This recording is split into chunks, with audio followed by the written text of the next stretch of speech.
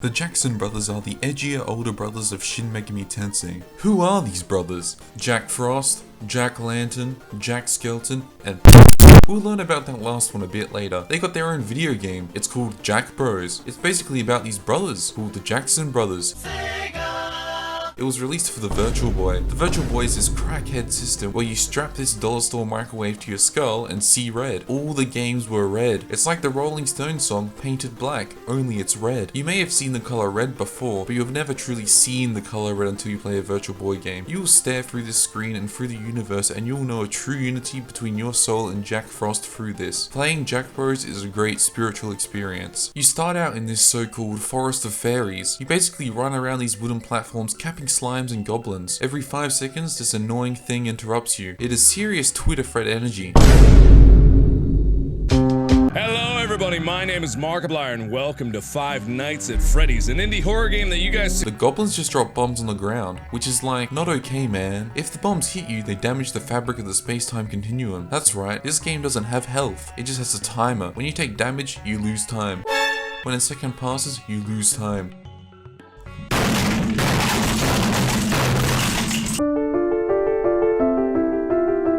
Each level has a set of keys you need to collect before you can exit. So with the timer in mind, you hustle and pick up the keys and then head to the E on the map. The boss of this area is the Lamia. If you've ever played on the wrong kind of Space Station 13 server, that word is going to trigger your PTSD. The boss fight is also timed, so if you ain't got the need, you ain't getting through. It basically just pops out and slowly swings around. Occasionally it throws piss at you. The second area is the so-called Grim Reaper's Cavern. It is grim. The Tomcat, which is actually Necromata, just rushes your ass down.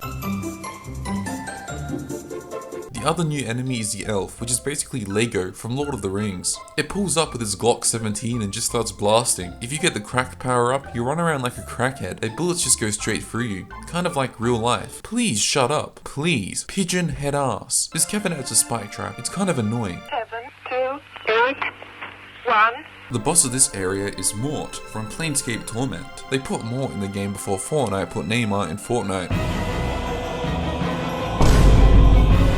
It just spins around the arena. Occasionally it will pull this taking a hard crap face and shoot out infant skulls. It's kind of messed up. It will also shoot out this snake, which is literally just a snake. It's nothing more than that. I have this memory of seeing a brown snake at my school as a child. I remember the image of it very clearly, but it doesn't actually feel like I saw it. Like it has been distorted by time, and now I no longer know if it really happened or I simply imagined it. I assume that it actually happened because I know a brown snake was there, but I do not know for certain if I saw it. Anyway, you direct your virtual representation to spew balls at Mort until it carks it. This is the part where I beg you to subscribe to my channel.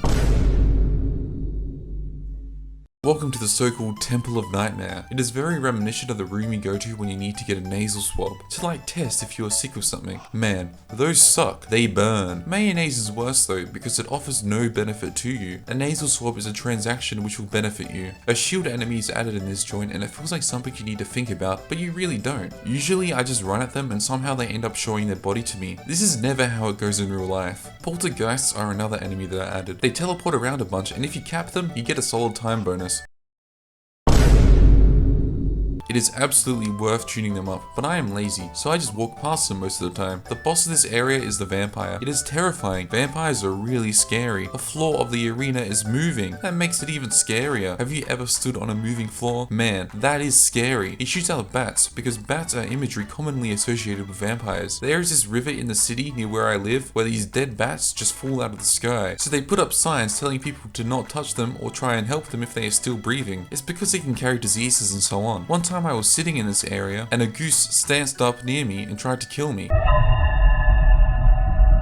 I walked out of there briskly. I also once saw people smoking marijuana by it. I feel like scenic rivers are for marijuana users and bus stops are for crack users. That is just how it has panned out in my observations so far. Seriously, leave a comment if you've ever seen the opposite of that. The vampire literally just spams at one attack. It barely moves from the center of the arena and it always shoots the bats out diagonally, so you just kind of stomp it out. This is what they call the so-called dragon's belly. It's very disgusting. If any of you have ever been shrunk down and put inside of a human body in order to remove some kind of tumor or blood clot, this will be familiar to you. This area adds double lasers, which are basically lasers, but double. You have to do some Steven Sausage Roll soccer band type maneuvers in order to deal with them. It's weird, because I don't think they ever introduced the lasers by themselves. Why didn't they like farm a level or two out of just basic lasers before introducing double lasers? They also introduced this trap called a dark zone. You cannot see anything inside of it, even yourself. It's not even dark, it's bright ass lines. It is probably the brightest thing in this game.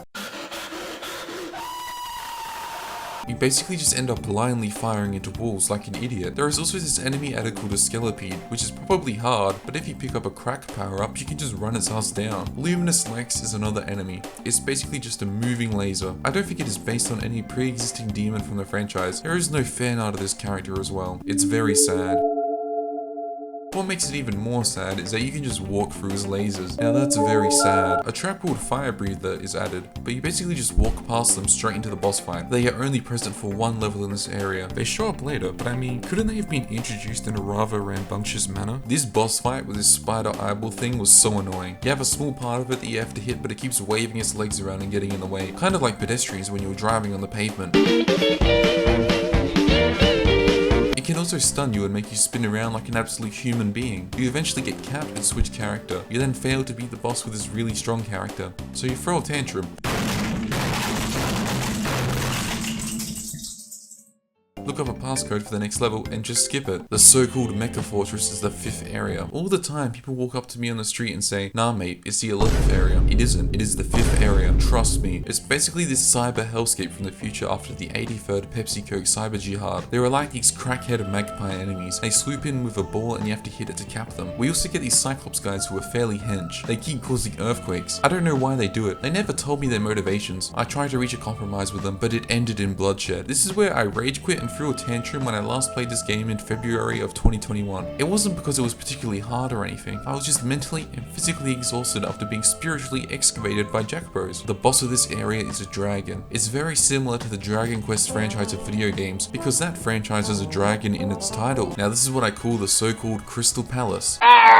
Nothing new is added to this area. It just serves as a final challenge with everything encompassed by the game. By the Jackson brothers. My home city is the meth capital of the world going by tests in wastewater. So Crystal Palace reminds me of home. It's this nostalgic feeling. I have come so far in this game and finally at the end, I am back where I started. It's a sobering feeling of being dragged back into reality. The last boss of this game is called Belzoff. It is evil. Seriously evil. You can only move in 4 directions in this game. Up, down, left and right. There is no diagonal movement. The boss fight has jack traps which come from the sides. You need to dodge them like usual throughout the game. But the problem is, the boss also shoots projectiles down at you. So you basically need to move backwards, right? Away from the projectiles and the jack traps. The problem is there is not much room behind you. So you quickly run into the wall and get hit. Maybe you can move forward and then to the side. Nope, again, there is not much room. You will get hit. What about diagonally? There is no diagonal movement. So yeah, it's really hard to beat it without taking damage. Fortunately, it has barely any health. So you just scam it with your special ability, only for it to counter scam you. It has 2 phases. The second phase is way stronger. It's like the power level difference between Obama and Michelle Obama. You know that Michelle isn't actually her name, right? It's like a power level modifier. She is an Obama, but at the Michelle power level. That is basically what the second phase of this boss fight is like. Now you have wasted your special ability charges and are left out on the dirt. Ass up, legs up, hands up, head up, elbow up, dust up. Whatever that means. If you didn't save up enough time before the fight, it is basically impossible for you to win. So you give up. You go back to your dark place. You lay down and stare at the wall. You think long and hard about what you want from this. You don't know. There is a secret character. Ensnared. Abandoned. To the back and to the left. Pixie. You probably recognize Pixie from British folklore or the haircut. Alternatively, if you are a massive nerd, you recognize it from Shin Megami Tensei. You can unlock Pixie by beating the game, but I didn't do that because I don't have the stamina. So you can just look up the passcode to use her. The game doesn't have save files, it just uses codes like every old ass game. So you just look up the code for whatever area you want with whatever character you want. Pixie is basically a Chad. She hits like a Ford Festiva and drives like a snail from DreamWorks Animation's Turbo. I have never seen this film, but I assume that they are fast. Her special ability makes her invincible, but you don't really need that when you're playing as Pixie. Jack Skelton is a violent criminal. He is in prison. He was in prison. He victimized his victims through his victimizations. While in the prison chapel, he found God. Skelton knew he could never atone for his great sins, so he dedicated his life to penance. He was no longer concerned with freedom, until Jack Bros began. Now he is destined desperately clawing back to his original world, trying to serve out his remaining life sentence. He makes use of a circumcision knife. You can basically just hold this out and ram it into enemies. This will cause them to vanish into the great beyond. Jack Skelton's special ability is basically summoning a circumcision convention. Jack Lantern originally was entered into foster care after a tragic fire burnt down his group home. He was fortunately paired with foster parents who helped him overcome his pyromania. They eventually adopted him and he went on to become a human rights advocate for the United Nations. Lantern needs to get back home so he can continue his righteous crusade. For his attack, he just spews out fire. His special ability is a fire fart.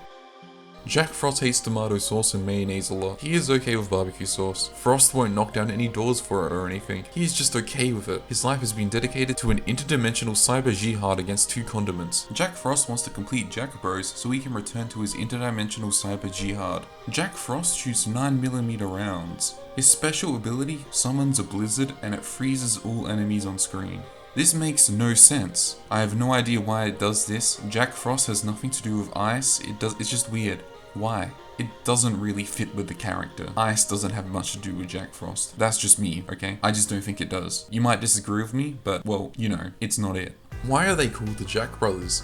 It's because they are a family. An individual gave birth to them in the cosmos. They are pieces of an individual called Jack. Jack subsumed the cosmic will within himself. It stretched through his body to his fingers and his toes. He shattered into 4 pieces. Jack Frost, Jack Skelton, and Jack Lantern. These pieces were individually distributed throughout various universes. The Lamia represents the feminine element integral to each of them. The Jack brothers have only ever approached the feminine from their masculinity, hence why Lamia dons a phallic shape. The feminine aspect of their own identity is only ever seen as part of their masculinity rather than something separate. The skull is the part of Jack Brothers that has made a friend of death. Each brother has been shaped by death. It is a core part of their identity. Vampire alludes to their fear. It is an immortal being that surrounds itself in a terrifying, constantly shifting room. The Jack Brothers do not want to live forever. They want to live fast and burn out brightly. Therefore, the vampire is the antithesis to this. The spider orb represents their legs. It has 6 legs. Each Jack Brother has 2 legs. The spider orb has a pair of legs for each Jack Brother. It represents their legs. The dragon represents a dragon. Belzoff represents their subconscious desire for metamorphosis. They yearn to recombine, to become whole again, and to become Jack again. They do not know this. The 4th piece of Jack is Pixie. It is all that is good within Jack. Pixie is the guiding hand that shows the other pieces of Jack home. They eventually do make it home, not for the reasons they decided on at the start of their journey. Frost does not get to continue his condiment cyber jihad. Skelton does not see to his own redemption. Lantern does not get to continue to advocate for human rights. They come together and unite. Frost, Skelton, Lantern, and Pixie. Jack returns through the light of rebirth. The journey complete. This soundtrack goes. It goes somewhere. Jack Bros is unironically a good game. You should subscribe to my channel. It would look great on your resume. Why do people always bring up Alanis Morissette whenever irony is used? Seriously, just stop, okay? She has other songs.